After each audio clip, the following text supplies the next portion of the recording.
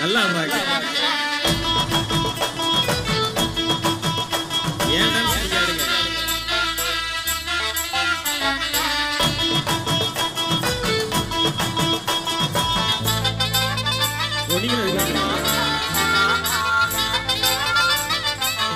அவங்க ஆட போறாங்க.